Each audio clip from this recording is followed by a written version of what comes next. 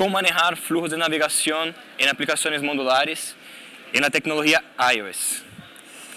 Pero primero me gustaría decir que la idea es que una charla de hooks y explicar sobre los hooks y que me leyera la documentación de hooks, pero eso está en internet, está en YouTube, por todos lados, y me llama un poco más la atención de cómo se maneja la lógica en el frontend, específicamente con React. Es una de las cosas que más me gusta como lo hace React. La lógica en el frontend es lo que hacemos normalmente cuando el backend nos dice, oye, eso tiene que manejar el frontend, y no se nos ocurre una forma de debatírselo o decirle, oye, no, eso lo hace el backend. Entonces comenzamos con esa pelea típica del backend y frontend, quién tiene la responsabilidad. Al final hay cosas que tenemos que manejar nosotros.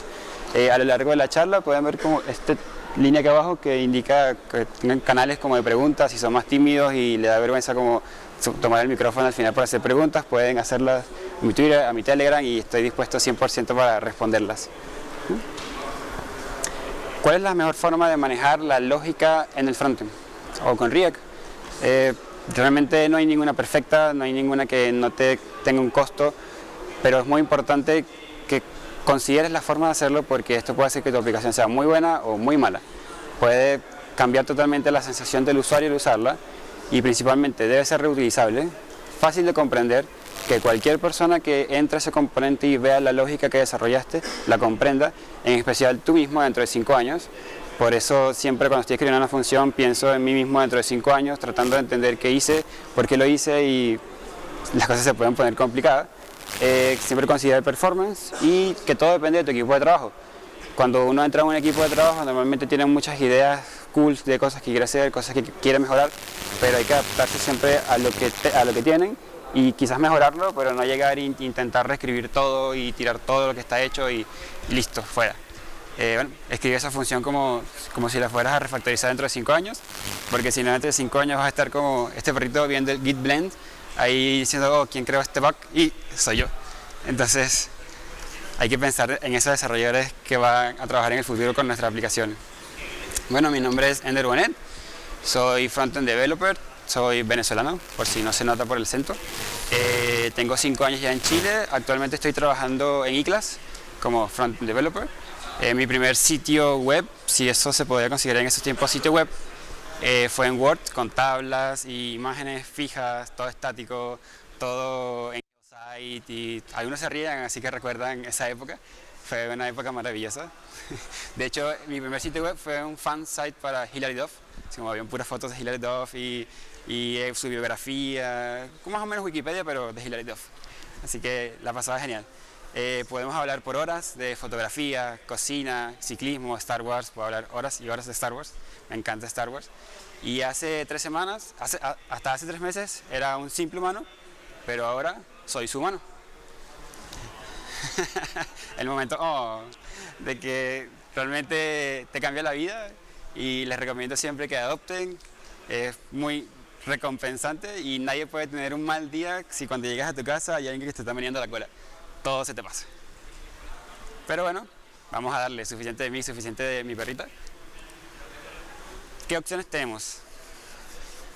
Bueno, las primeras opciones que salieron para manejar lógica en el frontend son conocidas como mixins, que actualmente están deprecados.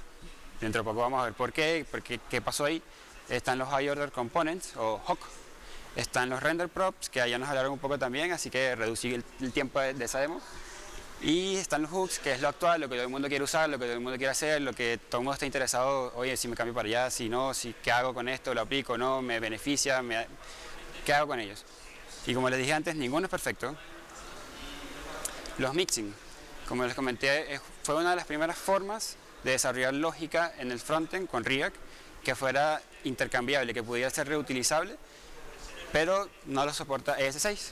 Cuando entró ES6 con toda la fuerza y metió clases en React, ya la clase, el create class, que era la forma en que se creaban clases en React anteriormente, ya no estaba disponible, y no se podrían crear clases de React. O sea, esta era la forma de React de hackear clases, y tenía un poco más de control el equipo de React porque inyectaba métodos como los mixing directamente en los componentes, pero era un poco desasociado de lo que estaba haciendo JavaScript en el momento. O sea, podía haber confusiones, y al final decidieron alinearse un poco más con lo que estaba haciendo ES6. Aquí estamos viendo un ejemplo clásico de un mixing.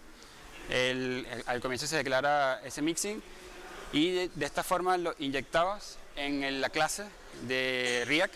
Si pueden ver ahí, usa react.createClass. Era como, en realidad esto es que generaba un objeto, todo como lo conocemos ahora, pero con más control de React. De esta forma lo inyectabas y si el mixing tenía el método doSomething, después que le inyectabas el mixing podías utilizar dentro de tu componente este mismo método. O sea, sencillo, todo suena fácil cuando tienes un ejemplo con una lógica, con un componente externo y cuando todo está en un archivo de 30 líneas se ve sencillo, pero cuando esto comienza a escalar, esta es una escalación súper pequeña, tienes 3 mixings que hacen cosas diferentes. Uno hace algo, el otro actualiza un valor, el otro actualiza otro estado. Después los importamos todos o los inyectamos al componente y aquí teníamos el primer problema. Esto podría crecer según la cantidad de mixing que tenías y no era tan escalable. Adicional a eso de que si tienes los mixing separados en diferentes archivos, no sabías de qué mixing estaba viniendo el método o cuál era el último mixing que modificaba el valor que estabas usando. Se perdía el track de dónde venía la data. Adicional a eso podrías tener conflictos de nombres si un mixing estaba tratando de modificar un estado que otro mixing estaba modificando pero de otra forma y tenían el mismo nombre, tenías conflictos y en este momento de React te daba una alerta que te decía, oye, esto podría tener un conflicto, no lo hagas, modifícalo. ¿Alguno de ustedes trabajó en React en esta época? No, yo tampoco. Pero estuve investigando y eran buenos momentos. Sí, definitivamente eran otros tiempos donde React estaba tratando de hacer sus cosas como el React Way y no tan apegado a la forma de JavaScript. Luego vinieron los High Order Components, que son mucho más conocidos. De hecho, todos los hemos usado, aunque no sepamos que los estamos usando, siempre estamos ahí como conectando componentes. Simplemente es un componente que retorna otro componente. Es un patrón similar a las High Order Functions, que es una función que retorna otra función con otros parámetros inyectados entre medio. Y nació por la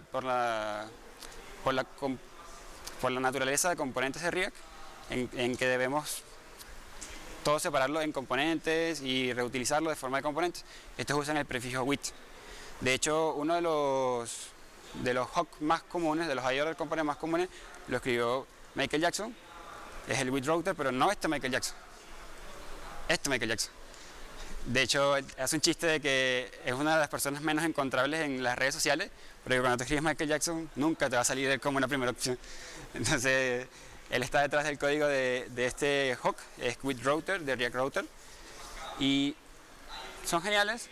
Realmente, with router recibe un componente, le inyecta la data que necesita del contexto, en este caso le inyecta el contexto del router y te devuelve un componente. Lo utilizamos de forma sencilla, todos lo hemos visto. Importas with router de React Router y lo conectas abajo antes de exportarlo para que cuando se exporte tenga inyectados los props que necesitas. En este caso le inyecta match, location y history, y como de forma mágica podemos utilizar los props de este High Order Component dentro de show location.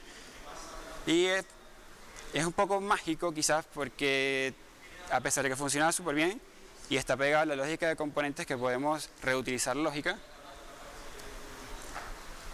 suena súper cool, lo podemos seguir utilizando.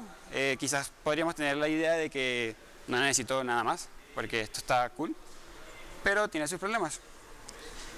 Uno de los principales problemas es el conocido como wrapper hell. Si algunos conocen el callback hell, más o menos lo mismo, pero con wrappers de High Order Component. Y esto se ve mucho en el componente app. Me ha tocado entrar a componentes app y tener una lista enorme de wrappers que están pasándole props. Y si se recuerdan los mixing, tenemos el mismo problema.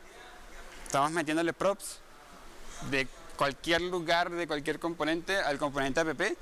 Le vamos a meter props a toda la aplicación que a veces no vamos a necesitar en todos los componentes, pero es cómodo y cuando tenemos como un martillo todo nos parece clavos y queremos solucionar todas las necesidades como toma.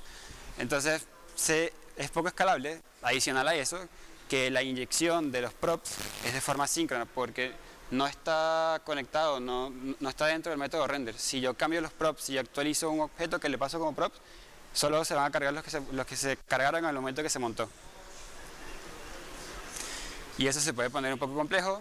Recuerden que dentro de 5 años vamos a estar nosotros ahí como buscando el bug y viendo, vamos a ver dónde viene este prop. Y están los mini yo ahí diciéndome, fuiste tú, fuiste tú, fuiste tú. Entonces hay que considerar y pensar en próximos desarrolladores.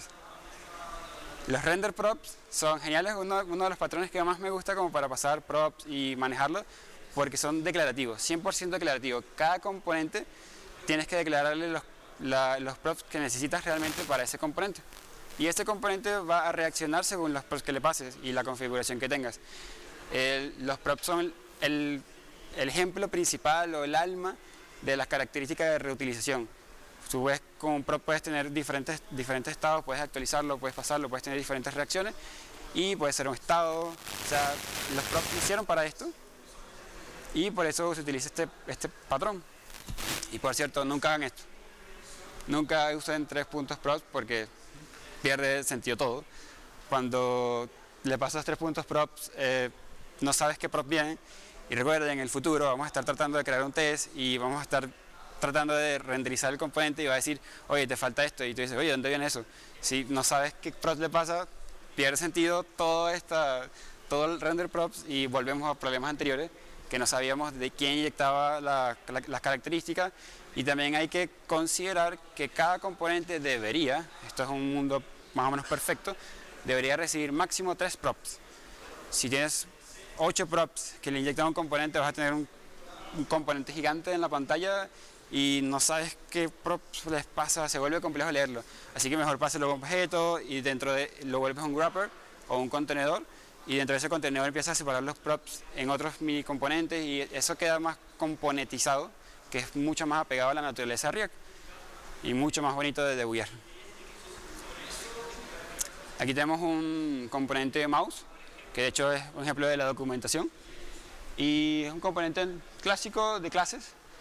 Usa un constructor, lo que hace es detectar la posición del mouse en la pantalla y va actualizando el estado según el X o Y del mouse. Como podemos ver ahí recibe los props este componente, porque este paragraph podría ser un componente externo que se dedique a dibujar este comportamiento, y yo podría agregar ahí condiciones, podría decirle que si la X está por encima de tal cantidad de píxeles, ponga el fondo azul, ponga el fondo negro. Podría fácilmente externalizar estos props, porque mis estados aquí se están convirtiendo en props. La gracia de esto precisamente es que yo puedo tener mouse dentro de un componente visual donde puedo agregar un título, lo grapeo y tengo toda esta lógica abstraída dentro de mouse. Cuando la necesite siempre va a estar ahí. Y si le paso acá un hijo o un componente hijo, podría pasarle también todos los props y renderizarlo como children, que fue el ejemplo que dieron ayer, y queda muy bien también, es muy reutilizable. Bueno, ahora sí no necesitamos nada más, tenemos un completo, tenemos pizza, así que ¿para qué complicarnos más? ¿Por qué buscar más? ¿Qué puede ser mejor que esto? Y el detalle de este patrón es que aunque la lógica está independiente en un componente, sigue estando en un componente.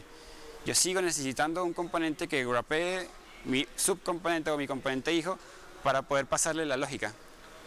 Entonces siempre tengo que terminar instanciando un wrapper que tiene la lógica, y puedo, en vez de crecer en horizontal como en los mixing o como en los width, crezco vertical con todos los wrapper, context y cosas que le voy sumando.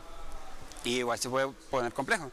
Entonces ahí entran en juego los conocidos, famosos, queridos hooks, que están dando mucho de qué hablar porque cumplen varias reglas que los anteriores no podían, por normas de JavaScript, por normas de React, por cosas de la comunidad que hemos estado avanzando. Y básicamente los hooks le dan superpoderes a tus funciones. Y sí, vamos a utilizar funciones, que es mucho más apegado a lo que hace JavaScript, que es funcional, y ya vamos a poder evitar usar clases que son para mi gusto como decorativos, porque al final eso se transformaba en una función que tenía método entre medio y funciones, solo era como clases para que fuera aceptable dentro de la comunidad de desarrolladores. Esto te permite una abstracción completa de la lógica, ya que son funcionales, hay que pensar en ellos siempre como una función que retorna valores, totalmente funcional. Consideran el performance, el equipo de React se tomó su tiempo para desarrollarlos, para implementarlos, para probarlos, así que mientras que lo vas usando, el mismo linter te puede ir avisando como, oye, esto podría ser mejor si lo haces así, oye, esto se va a romper, esto tiene un loop, te va avisando todo, es muy didáctico. Manejan la sincronía de una forma independiente, hay hooks que te permiten manejar la sincronía sin bloquear los efectos que estás teniendo en el DOM.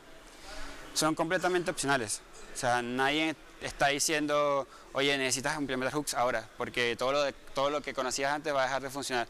De hecho, puedes actualizar tu React a la versión 16.8 sin que se rompa nada y comenzar a utilizarlos en componentes más pequeños si quieres probar. En mi caso, yo le tenía tanta confianza que desarrollé una de las partes más core de la aplicación que estamos desarrollando en ese momento con hooks, y tenía miedo de cuando llegáramos a la presentación mostrarla así como, lo hicimos con hooks, y todos como, oh, y ese miedito de que te fueran a decir, ¿por qué hiciste con hooks? Si eso nadie lo sabe, si eso es tan nuevo y no sabemos si funciona. Pero probamos performance, probamos cómo funcionaba y quedó. Así que funcionan. Son 100% retrocompatibles, o sea, funcionan con las clases, funcionan con todo lo que estaba antes en conjunto. Y tienen unas reglas muy bien definidas. Cada hook tiene sus limitaciones, tiene un alcance y tiene parámetros que le puedes pasar para que tenga diferentes comportamientos. Y todos usan el prefijo use. Cuando estés escribiendo una función que empiece use, reciba parámetros, estás usando un hook.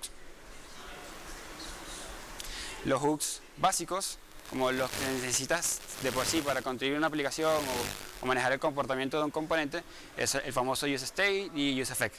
UseState genera estados y useEffect se encarga de los side effects y los ciclos de vida, como era component component will mount, que de hecho hace poco pusieron en estado de unsafe algunos, como los will, que era que se ejecutaban antes de que el componente se montara. Tenían muchos años diciéndonos, oye, esto no es tan bueno, esto bloquea la carga del DOM. Ahora los pusieron en unsafe. Si ejecutan la aplicación y tienen estos métodos, te sale como un warning ahí de, oye, este método es inseguro, bloquea tu aplicación y bla, bla, bla, bla, bla. Pero eso no más, no, de realidad hay muchísimos más, y de hecho los hooks, como son funcionales, te abren la puerta a que podamos compartir más lógica.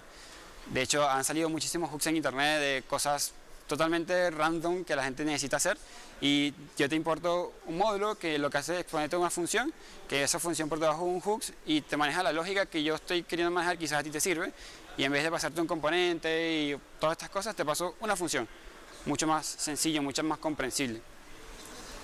También React tiene más hooks adicionales que te pueden servir para manejar muchas otras cosas, por ejemplo el useContext, que utiliza la API de context de React. Si tienes un wrapper padre que un proveedor de contexto padre dentro de un nieto, puedes usar el contexto, llamarlo, y de esa forma no tener ese provider y pasarle todas estas cuestiones como de estos tags gigantes, sino usas el contexto, llamas el contexto que necesitas en ese hijo y lo inyectas. Y te queda declarado correctamente ahí de qué contexto estás sacando ese valor. El useReducer, hay mucho comentario en la comunidad de que puede ser un sustituto de Redux, pero yo personalmente no lo creo tan así, porque Redux maneja muchas otras cosas, no solo estados globales, aunque useReducer lo puedes usar para eso, puedes usar para manejar muchos estados. De hecho, puede ser hasta un sustituto de useState, depende del caso de uso. Cuando yo prefiero useReducer, cuando tengo muchos estados o tengo muchos efectos que están trabajando sobre ese estado, porque también recibe actions, recibe un estado inicial muy parecido a un reducer. El useCallback es el que se encarga de la asincronía que les comentaba antes. Cuando yo tengo un efecto que se está ejecutando y necesito llamar a una función externa para no bloquear los efectos, yo uso useCallback y le digo al ciclo de vida que quede esperando, pero en paralelo, por esta petición o por esta función que está ejecutando algún call, y mientras tanto sigo ejecutando mis efectos en el DOM, sigo actualizando mi DOM, sigo mostrando cosas entretenidas, sigo mostrando escarcha ahí en toda la página brillando, así como era muy bueno antes, como en la página de Homero y los GIF. Está también useMemo, que usa la API de Memoize, de Node, que le dice O sea, es muy común, por ejemplo, cuando usamos useReducer, que tengamos un objeto gigante con estados, muy parecido al setState que teníamos antes, o al this.state, que era un objeto gigante con muchos estados, en muchos casos. Y lo que pasa es que cuando vamos a usar useEffect y estamos escuchando a un valor, JavaScript, si ve que es un objeto, automáticamente entiende que es otro objeto, porque los objetos se guardan en diferentes estados de memoria. Y ahorita vamos a ver un poquito más un ejemplo de en qué punto te puede afectar. Pero con useMemo podemos memorizar todo un estado, y si ese estado no cambia ningún valor, ya JavaScript sabe que ese estado no cambió y no tiene que releerlo. Eso te ayuda mucho con performance. De hecho, useMemo está pensado como para performance. El useRef te expone una referencia, te crea una referencia de memoria y puedes marcar un elemento. Los últimos tres realmente aún no los uso. De hecho, hay muchos videos, mucha documentación en internet que dicen que quizás son los hooks innecesarios, pero simplemente es un handle imperativo sobre un cambio sobre un elemento. El useLayoutEffect él hace una acción o corre un efecto según un efecto síncrono en el DOM. El useEffect es asíncrono 100% y LayoutEffect es síncrono sobre efectos en el DOM, o sea, algo un poco contra lo que ya habíamos visto, que de asincronía totalmente en el DOM. Es medio complejo manejarlo. Y el useDebugValue es si quieres ser amigable con los próximos desarrolladores, puedes dejar un mensaje en la consola de React, de forma de que si tienes una lógica en un componente muy amplia, puedes dejarle como track o valores o imprimir, es como un console log de la consola de React, y solamente utilizando useDebugValue. Bueno, para hacer profundidad un poco más en los principales, el useState, aquí vemos declarado un useState, que es un contador. Yo declaro mi valor inicial, que en este caso es 0, como en todos los contadores. Tengo una variable o el estado que me expone, y lo uso dentro de mi componente tal cual, dentro de curly base, sin this, sin constructores, sin toda esta decoración que necesitaban las clases. Con esta función seteo el valor o actualizo el valor de ese contador, y la utilizo dentro del onClick, dentro del método onClick, para que tome el valor actual y le sume 1. Cada vez que le dé clic a ese botón, va a sumar 1, va a actualizar y se va a re-renderizar. Casi como magia, que todo lo que sucede aquí, pero es una magia que según yo queda clara, porque no tienes 10 líneas para manejar un estado, sino que tienes una sola línea, en donde tienes un setter y un getter, para los que son más tradicionales en set y get, los que vienen de Java. Y es súper sencillo de comprender para un usuario nuevo. De hecho, los juniors que están entrando ahora recién a trabajar con nosotros agradecen los componentes que están así, porque ven, ok, este es el valor y esta función es la que lo setea, busco la función, sé de dónde cambia.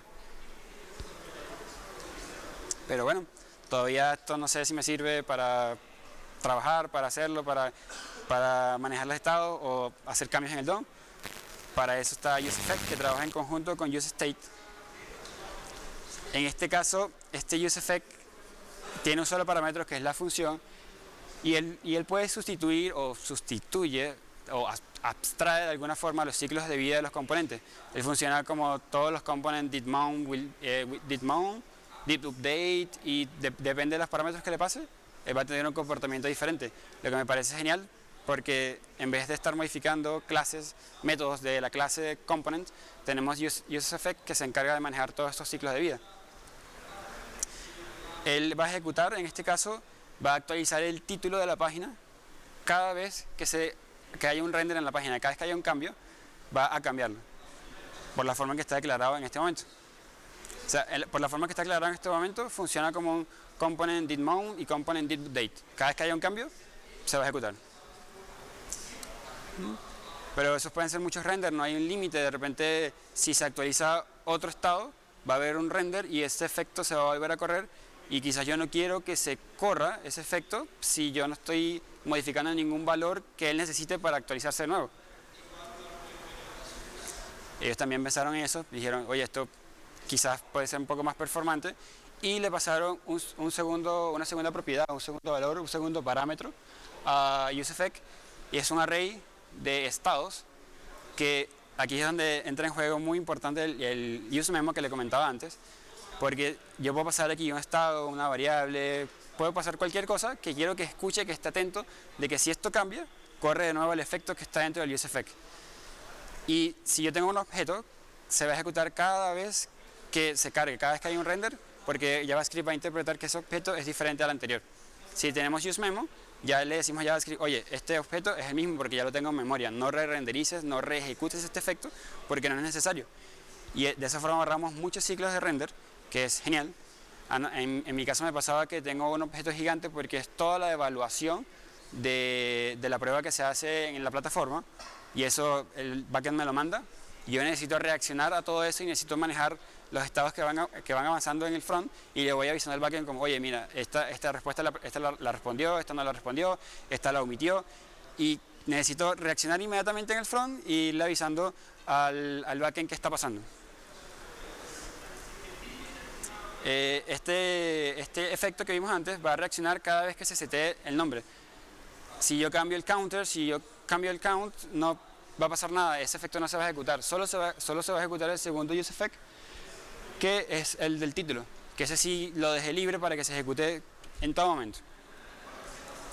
Y bueno, por eso podemos estar felices. De verdad, con esto podemos hacer un componente, podríamos emular lo mismo que tiene un componente clásico, y listo, como que con eso estamos felices. Pero la parte como más blown mind de todo esto y de la extracción de lógica es que podemos usar hooks para extraer lógica con hooks. O sea, un hook se puede llamar a sí mismo o dentro de una función, dentro de un componente.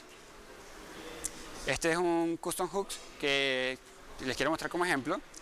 Lo único que hace es validar que un elemento esté en la pantalla, y esto es algo que podríamos necesitar en muchas partes de nuestra aplicación. Si queremos que cuando voy scrolleando un contenido, por ejemplo en los scroll infinitos es típico que a veces se cargan 1000 elementos, pero si lo queremos hacer más óptimo, según vayamos bajando, vamos cargando los próximos 10, así vamos reduciendo el costo de performance. Aquí le paso variables. Recuerda que esto es una función, de hecho literalmente es una función que comienza con use, que es una de las reglas que deben comenzar con use.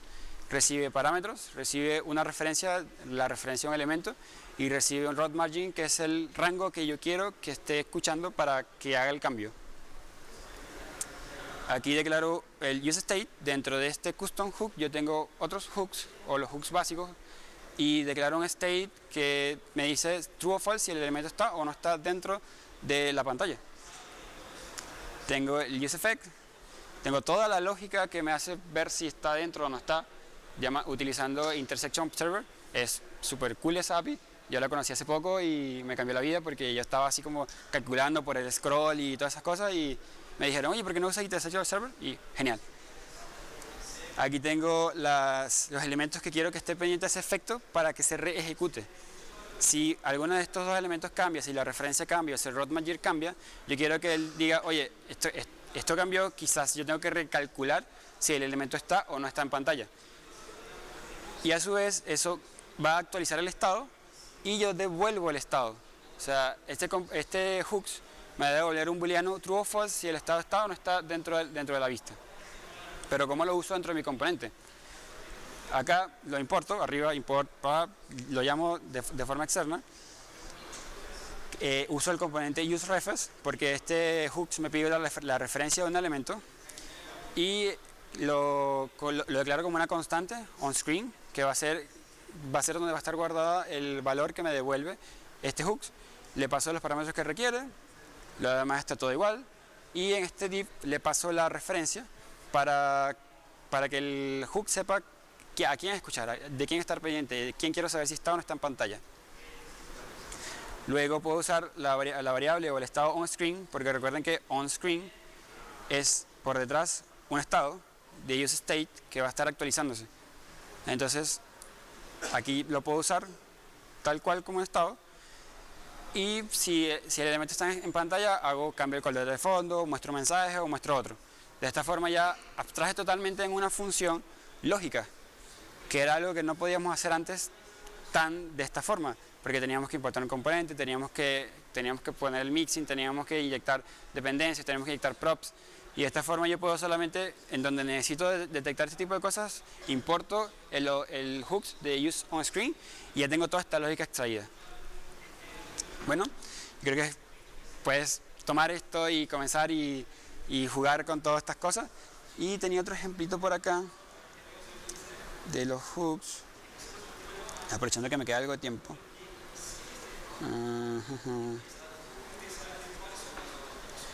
Este es otro custom hook que escucha cuando se presionan algunas teclas. Lo que hace en el fondo es, cuando yo presiono H, me muestra la carita feliz, S, R, F. Es muy práctico si quieren poner un código de Necronomicon ahí en su aplicación. Yo no lo hice, me descarto, pero algunas aplicaciones de Telefónica tienen estos códigos en el teclado. Si marcan algunas combinaciones, se puede poner todo negro y cae lava y se pone muy interesante. De que yo no lo hice, pero si me preguntan, yo no fui y yo no dije esto. Pero prueben a ver si sale algo por ahí mágico. Este hooks, acá está manejando, se importa 4 veces, porque puedes tener tantos hooks como necesites en tu aplicación. No hay un límite para esto, puedes tener todos los useFF que quieras, puedes tener todos los useState o puedes tener useReduce, todo lo que necesites. Acá escuchan esos estados y lo que hace simplemente es recibir la tecla que estás marcando y si coincide con alguno de estos, marca en true o false la tecla o el estado, lo setea como true o false, depende de cuál sea. Sencillamente con hooks ya puedo extraer la lógica de que cuando presionen una tecla suceda un efecto. Otro ejemplo, un poco más pro, es con formularios, nuestro enemigo natural. Este hooks, que es React Hooks Form, tú puedes importarlo como una librería. Está hecho con TypeScript, tiene millones de consideraciones, validaciones, y es tan sencillo como importarlo, llamarlo y pasarle los parámetros que requiere, que en este caso requiere pasarle por referencia, registrar un input y luego marcar cuál va a ser el handle. De esta forma, como lo muestra el mismo ejemplo de la página, después manejas un formulario gigante solo con la lógica de React Hook Form. Por esto les comentaba antes que es como la solución más óptima hasta ahora para compartir lógica. Está haciendo que la comunidad también comience a compartir lógica de esta forma como pequeñas librerías que en realidad son hooks de React que puedes importar y utilizar. Al ser más pequeñas, tienes más fácil para revisar tu código, puedes evaluar qué cosas tiene ahí, puedes revisar si no tiene cosas extrañas y no son funcionalidades gigantes como Moment, por ejemplo, que pesa cualquier cantidad de kilobytes y lo importamos a veces solo para hacer el formato de una fecha. Entonces, con esto tenemos cosas muy puntuales hechas de forma sencilla.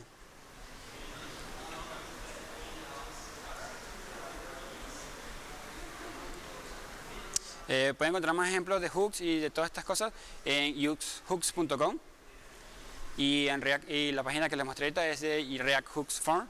De verdad que React Hook Form es un código que vale la pena mirar por debajo. Este es un hook que está hecho con TypeScript, así que está todo bien escrito ahí, está todo detalladito y funciona muy bien. De hecho, yo lo he implementado en algunos formularios porque, como todos sabemos, son nuestro enemigo mortal y siempre un formulario se puede poner muy pesado por muy sencillo que sea. En resumen, las cosas que vimos ahora fue un poco de la historia de React, cómo manejaba la lógica, los mixings, los hooks, el mixing de precados, hooks aún en uso, los render props, y los hooks y GIF de perritos, muchos GIFs de perritos, quizás no tantos como hubiera querido, pero bueno, yo creo que hubiera más o menos suficiente. Bueno, yo formo parte de la comunidad de Node.js, es el momento de publicidad. Y estamos muy orgullosos de poder estar aquí en este evento, de poder formar parte, de haber apoyado con toda la organización, de estar aquí como apoyando y compartiendo el evento, aunque quizás es poco por todo lo que han hecho Pablo y los muchachos. De verdad que les quedó muy genial y estamos súper orgullosos de poder formar parte y estar en la polera. Y bueno, muchas gracias por su atención, espero que hayan disfrutado la charla y que les haya dejado algo.